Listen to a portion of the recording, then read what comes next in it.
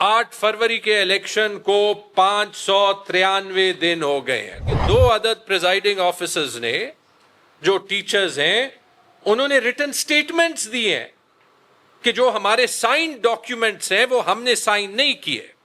वो कॉमनवेल्थ की रिपोर्ट भी जो है वो पब्लिक में आ गई है, जिसमें वो सारे इल्जामात जो हम 18 महीने से लगाते रहे हैं, वो इल्जामात सामने आ गए हैं कि कॉमनवेल्थ की उस रिपोर्ट को रोकने की तलकीन किसने दी। हुकूमत खैबर पख्तूनख्वा के सरकारी मुलाजमीन की जो रिटन गवाही है, जो एस के पास है, वो पब्लिक की जाए। और सुबह जो है वो एक करिश्मे के तौर पे 9 रिजल्ट सामने आ गए। उसका तो उस वक्त इलेक्शन कमीशन को नोटिस लेना चाहिए था। नो पोलिंग एजेंट प्रेजेंट, ये ऑफिशियल रिपोर्ट उसी वक्त की, उसी रात की कहती है, और वो डीएमओ साहब यहां पे लगे हुए हैं और उनसे भी अभी रिटन बयान लेना चाहिए कि कोई जो है वो पोलिंग एजेंट किसी भी कैंडिडेट का काउंटिंग के प्रोसेस में, पोस्ट पोलिंग में नहीं मौजूद था। हुकूमत पाकिस्तान को अपनी कमाई का, जो कमाई मेरी पाकिस्तान के अंदर है, बाहर है, उस पर 50% टैक्स देता हूं, इसलिए तो नहीं देता कि मेरा इलेक्शन रिजल्ट तब्दील किया जाए। सेक्रेटरी इलेक्शन कमीशन ने खैबर पख्तूनख्वा के चीफ सेक्रेटरी और गवर्नमेंट को एक खत लिखा है कि जो एक एंटी करप्शन इंक्वायरी की मैंने दरखास्त दी थी, उस पर कार्रवाई को रोका जाए।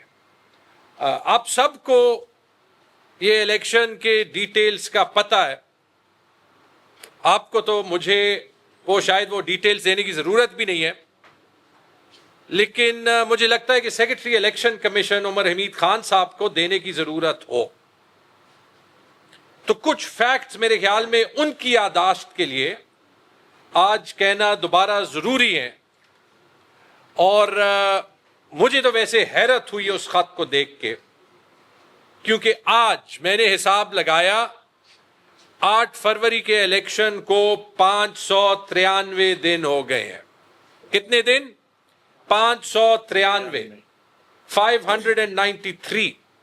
तकरीबन 600 दिन हो गए हैं, यानी 20 महीने हो गए हैं। और उन 20 महीनों में इलेक्शन कमीशन ने सिर्फ मेरी सीट PK 79 पे नहीं, जो पेशावर में 9 सीट्स पे रिगिंग के इल्जामात थे, जो खैबर पख्तूनख्वा में कोई 15-20 सीट्स पे फॉर्म 45, फॉर्म 47 के इल्जामात थे, जो पूरे मुल्क में सैकड़ों सीट्स पे, हंड्रेड्स ऑफ सीट्स पे रिगिंग के इल्जामात थे, उन पे तो कोई कार्रवाई नहीं की। 20 महीनों में 180 दिन का टाइम होता है हर इलेक्शन ट्रिब्यूनल को फैसला देने का। अभी तक हमारी इलेक्शन ट्रिब्यूनल्स में सुनवाई शुरू भी नहीं हुई 600 दिन में। लेकिन जब एंटी करप्शन इन्वेस्टिगेशन में 2 सरकारी अफसरान ने अपनी रिटन स्टेटमेंट्स दे दी, तो जो 20 महीनों में 600 दिन में कोई काम नहीं कर सका, वो 6 घंटों में जो है वो चीफ सेक्रेटरी को खत लिख देता है। कोई पता नहीं, कोई प्रिजाइडिंग ऑफिसर से खत सूबाई इलेक्शन कमीशन मौसूल भी कर देता है, वो वफाकी इलेक्शन कमीशन को भी खत लिख देता है, और वो खैबर पख्तूनख्वा को, गवर्नमेंट को भी खत लिख देता है कि ये इन्वेस्टिगेशंस रोकी जाएं। तो आज इलेक्शन कमीशन के उस इलीगल खत पे मैं यहां पे कुछ बातें करने आया हूं, जो कि उनके सेक्रेटरी उमर हमीद खान साहब ने लिखा। उमर हमीद खान साहब के साथ हमने काम भी किया हुआ है। मेरे ख्याल में जब हमारी गवर्नमेंट थी तो एक वक्त में वो सेक्रेटरी बिस्प थे, और मुझे उनको या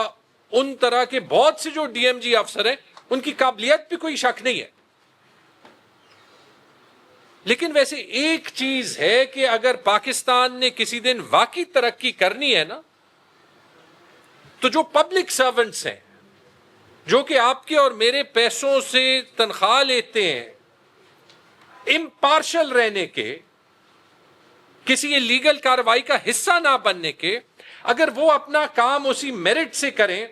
तो ये फुर्ती जो उन्होंने दिखाई है ना, ये अगर वो PK 79 या पेशावर की 9 सीटों की कार्रवाई पे दिखाते, तो शायद जो है وہ ابھی یہ معاملہ حل ہو جاتا. میرا تو خیال تھا کہ جب یہ خبر آئی، اور یہ خبر آپ کے ایک کالیگ نے ولاگ میں دی ہے کہ 2 عدد پریزائڈنگ آفیسرز نے جو ٹیچرز ہیں انہوں نے ریٹن سٹیٹمنٹس دیے ہیں کہ جو ہمارے سائن ڈاکیومنٹس ہیں وہ ہم نے سائن نہیں کیے. اور ساتھ اس جرنلسٹ نے یہ خبر بھی دی کہ ان پہ اور بہت سے اور خیبر پختونخوا کے ان امپلائیز پہ، ان ملازمین پہ پریشر بھی تھا اس انکوائری میں گواہی نہ دینے کا. میرا تو خیال تھا کہ الیکشن کمیشن جو ایک واچ ڈاگ ہے، جو ایک ریگولیٹری باڈی ہے، کہ وہ اس پہ ایکشن لیتا اور وہ جاگ جاتا اور کہتا کہ اس کی ذرا حقائق ہمیں پتہ چلے. تو تعجب کی بات تو یہ ہے کہ انہوں نے خط یہ لکھا کہ یہ کارروائی روکی جائے. مطلب ان کا کام جو ہے وہ کرپشن کو یا الیکشن میل پریکٹس کو روکنا ہے، یا ان کا کام جو ہے وہ مبینہ کرپشن یا الیکٹرل میل پریکٹس پہ پردہ ڈالنا ہے. یہ ایک سوال ہے جس کا مجھے الیکشن کمیشن سے جواب چاہیے. کیونکہ یاد رکھے کہ ابھی تو وہ کامن ویلتھ کی رپورٹ بھی جو ہے وہ پبلک میں آ گئی ہے، جس میں وہ سارے الزامات جو ہم 18 مہینے سے لگاتے رہے ہیں وہ الزامات سامنے آ گئے ہیں. اور اس کامن ویلتھ رپورٹ کا بھی میرے کالیگز یہ سوال تو پوچھتے رہے ہیں کہ کامن ویلتھ کو یہ پبلش کرنا چاہیے، کامن ویلتھ کو تو یہ پبلش کرنا چاہیے، لیکن اس سے بھی بڑا سوال بنتا ہے جو کامن ویلتھ سے بھی بنتا ہے اور جو حکومت پاکستان سے بھی بنتا ہے اور جو کہ الیکشن کمیشن سے بھی بنتا ہے، کہ کامن ویلتھ کی اس رپورٹ کو روکنے کی تلقین کس نے دی. کامن ویلتھ نے تو وہ رپورٹ حکومت پاکستان کو دے دی تھی کہ وہ پبلش ہونے سے کس نے روکی اور کیوں روکی. اور اگر الیکشن کمیشن واقعی غیر جانبدار ہے، وہ اس پہ ایکشن کیوں نہیں لے رہا، وہ ان حقائق پہ کیوں نہیں ایکشن لے رہا جو آپ کے کولیگز نے ہی رپورٹ کی ہیں یہاں پہ. ورنہ تو پھر یہ تاثر جاتا ہے نا کہ جو بھی یہاں پہ کارروائی ہوئی ریگنگ کی، اس میں ہو سکتا ہے کہ کچھ الیکشن کمیشن کے پرسنل ملوث ہوں. سب سے پہلا تو اس سب کے بعد یہ ڈیمانڈ بنتی ہے، اور یہ ڈیمانڈ میری ہے، کہ ان 2 حکومت خیبر پختونخوا کے سرکاری ملازمین کی جو ریٹن گواہی ہے جو ایس کے پاس ہے وہ پبلک کی جائے. کیونکہ یہ پبلک انٹرسٹ میں ہے کہ اگر الیکشن کمیشن جو ہے وہ خیبر پختونخوا کے ایک انویسٹیگیٹو پروسیس کو روک رہا ہے، اور بار بار الیکشن کمیشن جو ہے وہ ان الیکشنز کی جو کارروائی ہے ٹریبیونلز میں ان پہ ہینڈ بریک لگانے کا تاثر دے رہا ہے، تو اس کے پاس کیا چھپانے کا ہے، کیا ان کی گواہی کیا کہتی ہے. میں تو صرف آپ کے کالیگ کا ولاگ دیکھ سکتا ہوں، اور پاکستان سے باہر بیٹھا تھا، اور جو ان پہ پریشر کے الزامات ہیں تو ان کی گواہی کیا کہتی ہے، کیوں یہ پریشر کے الزامات ہیں، اس کا سارا ثبوت کہ کس طریقے سے جو ہے وہ جہاں پہ کاؤنٹنگ ہو رہی تھی، جو 2 اسٹیشنز تھے وہاں پہ تالے لگے، وہاں پہ کسی کو نہ چھوڑا گیا، کاؤنٹنگ کے اندر ڈی آر او گیا، سی سی پی او اس وقت کا گیا، جو ایس ایس پی آپریشنز تھا وہ اندر گئے، اور جو کاؤنٹنگ کس طریقے سے ہوئی. اور ایک سیٹ پہ نہیں، یہ میری سیٹ کی جو ہے وہ بات نہیں ہے، 9 سیٹوں پہ ہوئی یہ کارروائی،